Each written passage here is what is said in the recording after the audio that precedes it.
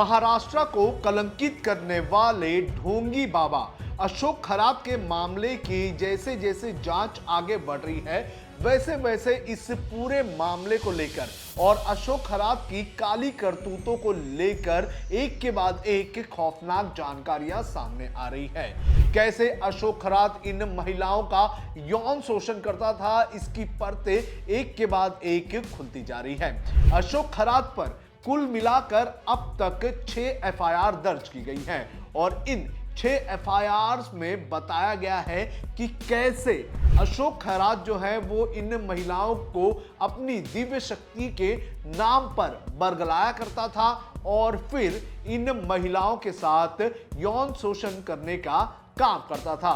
कुछ महिलाएं तो इसके साथ यौन शोषण बनाने के बाद प्रेग्नेंट भी हो गई और उसका गर्भपात भी करवाना पड़ा, ऐसी जानकारी सामने आई है। इस वीडियो में आज मैं आपको बताने का काम करूंगा कि किस तरह से अशोक खरात जो है वो महिलाओं को अपना शिकार बना रहा था, कौन कौन सी बातें बताकर इन्हें बरगलाने का काम करता था और किस तरह से ये महिलाओं को अवैध तरीके से छूने का काम करता था। लेकिन उसके पहले मेरी आपसे अपील है कि आप इस वीडियो को बड़े पैमाने पर शेयर करें और इस पूरे मामले पर, इस अशोक खरात के जो ये काली करतूतें हैं उनको लेकर अपनी राय हमें जरूर साझा करें और साथ ही साथ आप भी किसी ऐसे ढोंगी बाबा के चंगुल में ना आए। और इस वीडियो को बड़े पैमाने पर आपको शेयर करना है और कमेंट करके अपनी राय भी आपको जरूर साझा करना है। चलिए एक एक करके ये किस तरह से महिलाओं को यौन शोषण का शिकार बनाया करता था इसकी जानकारी आपको देता हूं। नमस्कार, आप देख रहे हैं लोकमत हिंदी, मेरा नाम है सोनू कनौजिया। इस पूरे मामले की अगर बात करें तो अशोक खरात को जब से पुलिस ने अपनी हिरासत में लिया है उसके बाद से अभी तक अशोक खरात पर लगभग 6 एफआईआर दर्ज की गई है। इसमें से कई एफआईआर जो है वो सरकारवाड़ा पुलिस स्टेशन में दर्ज की गई है, एक एफआईआर शिरडी की है और एक एफआईआर जो है वो बावी पुलिस स्टेशन की एफआईआर है। और इन एफआईआर में एक एक करके जानकारियां सामने आ रही हैं। सबसे पहले मैं बात करूंगा नीरज जाधव की। नीरज जाधव की पत्नी के साथ भी यौन शोषण करने का मामला सामने आया है।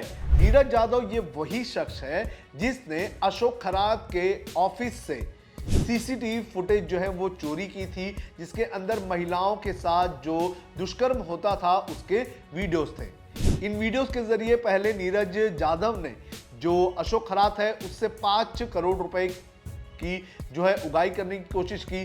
जब अशोक खरात ने उसे पहले पैसे नहीं दिए तो वो महिलाओं के पास, जो इन वीडियो में दिख रही थी, इन महिलाओं को जो है ब्लैकमेल करने का काम कर रहा था। और जो बयान नीरज जाधव ने पुलिस स्टेशन के सामने दर्ज किया है, सरकारवाड़ा पुलिस स्टेशन में, उसने बताया है कि कैसे अशोक खरात जो है वो उसकी वाइफ यानी कि नीरज जाधव की वाइफ का यौन शोषण कर रहा था।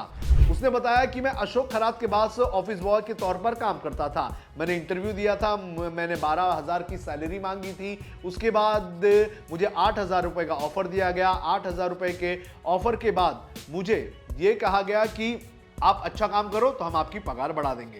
लेकिन उसे पता चला कि मेरी वाइफ यानी कि नीरज जाधव की वाइफ प्रेग्नेंट है और अशोक खरात जो है वो बार बार नीरज जाधव को ये कहता था कि तू अपनी वाइफ को मेरे पास लेकर आ, मैं उसके ऊपर कुछ क्रिया करूंगा ताकि तेरा जो बच्चा है वो अच्छी तरह से पैदा हो, तेरे वाइफ को प्रेगनेंसी के वक्त कोई भी प्रॉब्लम ना हो।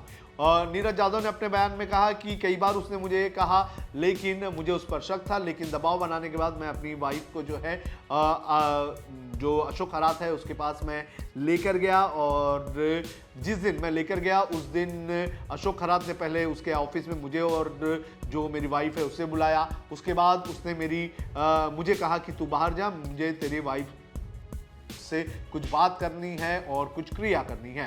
उसके बाद उसने मेरी वाइफ के साथ यानी कि नीरज जाधव ने बताया कि उसकी वाइफ के साथ यौन शोषण किया। उसकी वाइफ जो है वो 7 महीने की प्रेग्नेंट थी और उस वक्त जो अशोक खरात था उसने उसकी वाइफ को जो है गलत जगह पर छूने का काम किया और उसे जो है चुम्बन लेने की कोशिश भी की, जिसके बाद घबराकर जो नीरज यादव थी उसकी वाइफ उसके कैबिन से निकल कर आई। उसके बाद उसने अपने पति को बताया। पति को बताने के बाद पहले तो उसके पति ने नहीं माना, लेकिन बाद में धीरे धीरे उसकी सच्चाई जो है वो सामने आई। उसके बाद नीरज यादव ने पेन ड्राइव में जो है जो वीडियो जो है वो कॉपी किए और फिर नीरज यादव ने अशोक खरात को डराने का काम किया, उससे उगाही करने का काम किया। तो सबसे पहले उसने जो जानकारी सामने आई है उसके बाद उसके अनुसार जो नीरज यादव है उसकी पत्नी के साथ यौन शोषण किया जो प्रेग्नेंट थी। इसके बाद एक और एफआईआर जो सामने आई है, उस एफआईआर में एक महिला जो जिक्र किया गया है उसमें एक महिला जिसकी शादी नहीं हो रही थी, परिवार वाले कई लड़कों को देख रहे थे और एक लड़का उसे पसंद आया था, लेकिन उसके अंदर डाउट था कि उसके साथ शादी करके उसका परिवार ठीक तरीके से चलेगा या नहीं। तो इसके बाद इस लड़की के जो माता पिता हैं उन्होंने कैप्टन अशोक खरात के पास इस लड़की को लेकर गए। तो उस वक्त अशोक खरात ने इस लड़की को ये कहा कि तेरी शादी अच्छे से होगी, सब कुछ अच्छा चलेगा, शादी के बाद जो विश्वेश्वर मंदिर है उधर जाकर तू पूजा अर्चना करना। तो उसने ऐसा भी किया, लेकिन उसकी शादी टूट गई। जिसके बाद वो अशोक खरात के पास आई तो अशोक खरात ने उसे कुछ क्रिया करने के लिए कहा। उसके बाद एक दिन जब वो उधर गई तो उसने उसके साथ कुछ क्रिया करने की शुरुआत की। तो उसने बताई कि उसने पहले मुझे रूम में बुलाया, फिर बाद में उसने लाइट बंद कर दी, उसके बाद वो मुझे पीछे से छूने लगा, फिर बाद में उसने मुझे मेरा चुम्बन लेना शुरू कर दिया और उसने मुझे कहा कि तू पिछले जन्म की अप्सरा थी और तेरे साथ तेरा जो डिवोर्स होना था वो तय ही था, तो तुझे इससे डरने की ज़रूरत नहीं है। तू एक काम कर, तू मुझसे शादी कर ले और मुझसे शादी करने के बाद मैं जो है तेरे बच्चों को भी संभालूंगा और तेरे बच्चों को अच्छा भविष्य देने का भी काम करूंगा। तो इस तरह से इसने दूसरी महिला को अप्सरा बताकर उसके साथ जो है दुष्कर्म करने का काम किया। इसके अलावा एक और जो एफआईआर में जानकारी सामने आई है उसके अनुसार एक महिला जो शादीशुदा महिला थी उसको वो ये बताता था कि तू पिछले जन्म में राधा हुआ करती थी, मैं कृष्ण हुआ करता था, हम दोनों का पुराना प्रेम संबंध है और तुझे मेरे साथ यौन संबंध बनाना होगा। और ऐसा करके उस महिला के साथ उसने दुष्कर्म किया। और ये भी कहा जा रहा है कि ये महिला जो है वो अशोक खरात के साथ जब उसने यौन संबंध बनाया तो उससे वो प्रेग्नेंट भी हुई थी और उसका जो गर्भपात है वो भी करवाने का काम अशोक खरात ने किया था। और ये मामला ताज़ा मामला ये दिसंबर या जनवरी का ही कुछ बताया जा रहा है।